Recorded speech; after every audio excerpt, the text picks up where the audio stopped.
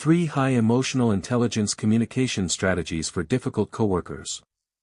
Welcome back. I'm Emotional Stopover, and I'm here to help you become a better version of yourself, one day at a time. Do you have a coworker you secretly hope won't show up on Monday morning?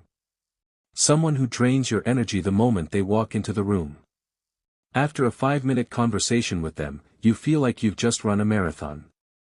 They're not your boss. They can't tell you what to do.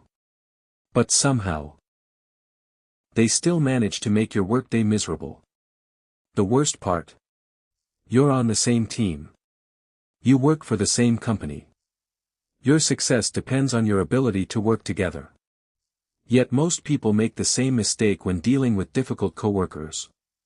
They try to control them. Argue until they win.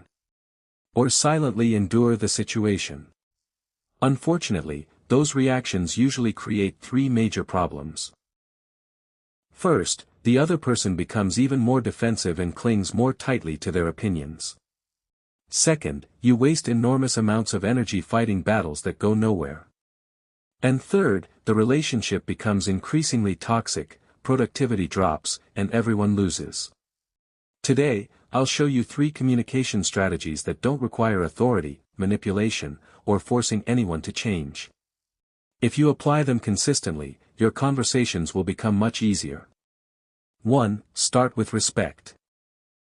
Do you know why so many conversations fail within the first few seconds? Because deep down, we're trying to make the other person think the way we do. But among equals, you don't have that authority. Respect isn't about being overly polite. It's about respecting the other person's independence, expertise, experience, and responsibilities.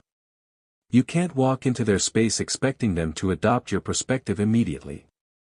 Ironically, feeling cautious about offending someone isn't a weakness. It encourages you to choose your words carefully. And that's exactly what creates long-term trust. For example, instead of saying, "You're wrong," try saying, "I have a different perspective. Would you be open to hearing it?" Instead of saying, "You completely messed this up," try asking, "Can you walk me through how you approach this?" Don't begin with judgment. Begin with curiosity. People don't just want you to be right. They want to feel understood. 2. Ask better questions. Most people approach disagreements with one mindset. I'm right. You're wrong. They think persuasion means talking more, presenting more evidence, and arguing harder. But the truth is, you'll never persuade someone if you haven't first connected with them. And you can't build that connection without genuinely listening. So how do you become a better listener? Research suggests that people who ask thoughtful questions are consistently seen as better listeners and are generally more likable. It sounds simple. Yet very few people actually do it. Instead, we spend most conversations talking about ourselves or trying to prove our own point. The next time you're dealing with a difficult coworker, try asking questions like these. What's your perspective on this idea? How do you see this situation? What do you think our biggest priority should be here? What solution would you suggest? What risks do you see? Here's the interesting part.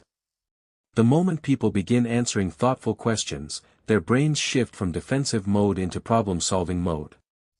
Sometimes they'll even talk themselves into understanding your perspective. That's a win. Don't walk into a meeting carrying a list of reasons you're right.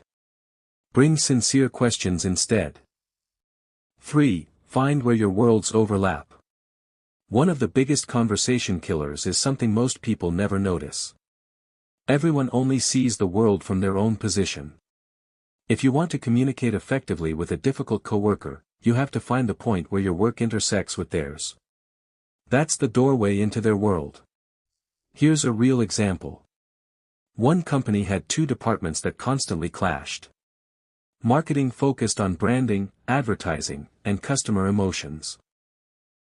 Customer service focused on closing sales, handling complaints, retaining customers, and meeting demanding performance targets.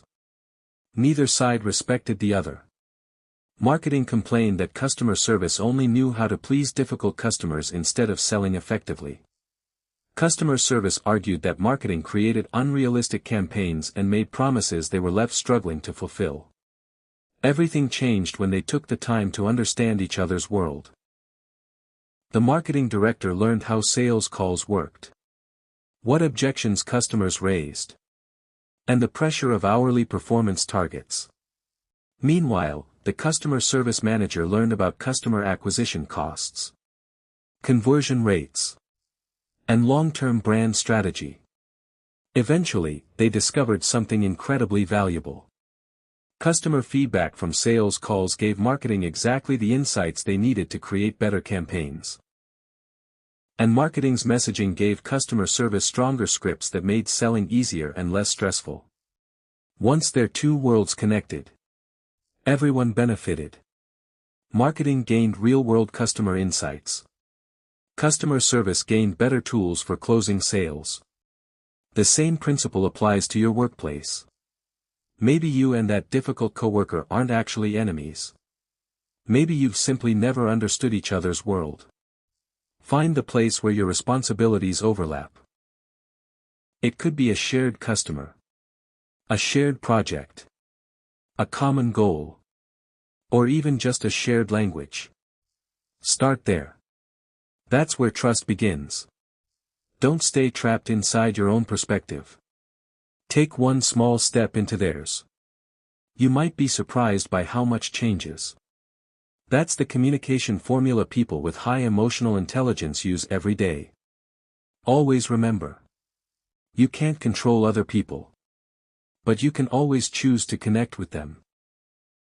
If you enjoyed this video, don't forget to like, subscribe, and turn on notifications so you never miss our future content on psychology, communication, self-improvement, and personal growth.